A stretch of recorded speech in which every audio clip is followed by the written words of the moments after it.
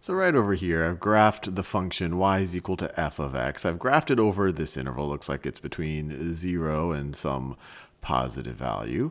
And I want to think about the maximum and minimum points on this. So we've already talked a little bit about absolute maximum and absolute minimum points on an interval, and those are pretty obvious. We hit a maximum point right over here, right at the beginning of our interval. It looks like when x is equal to 0, this is the absolute maximum point for the interval, and the absolute minimum point for the interval happens at the other endpoint. So if this is a, this is b, the absolute minimum point is f of b, and the absolute maximum point is f of a, and it looks like a is equal to 0.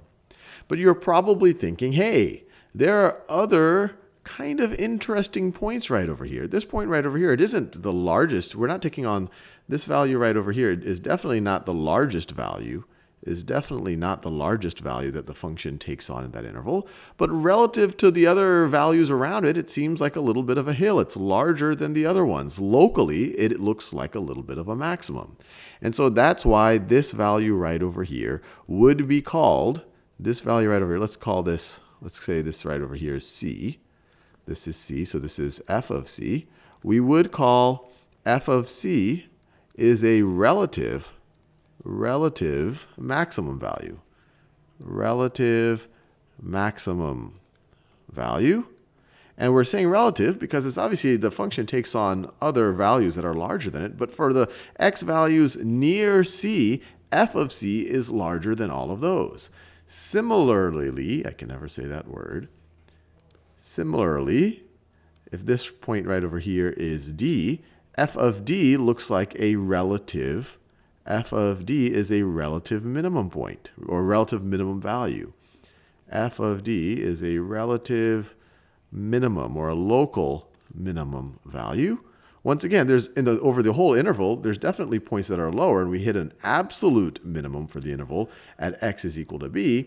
But this is a relative minimum, or a local minimum, because it's lower than if we look at the x values around d, the function at those values is higher than when we get to d.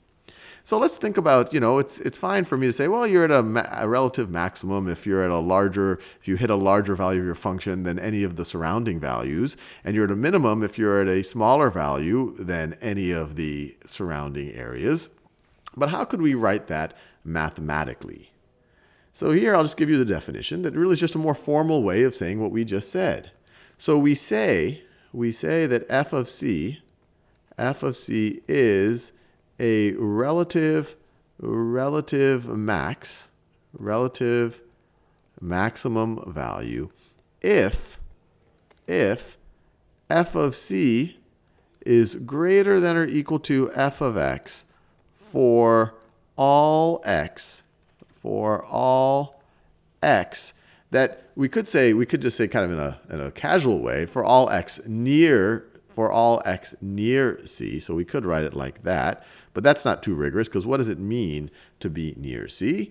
And so a more rigorous way of saying it, for all x that's within an open interval, of c minus h to c plus h, where h is some value greater than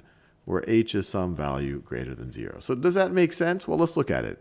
So let's construct an open interval. So it looks like for all of the x values and you just have to find one open interval. There might be many open intervals where this is true. But if we construct an open interval that looks something like that. So this value right over here is c plus h. That value right over here is c minus h. And you see that over that interval, the function at c, f of c, is definitely greater than or equal to the value of the function over any other part of that open interval. And so you could imagine, I encourage you to pause the video, and you could write out what the more formal definition of a relative minimum point would be.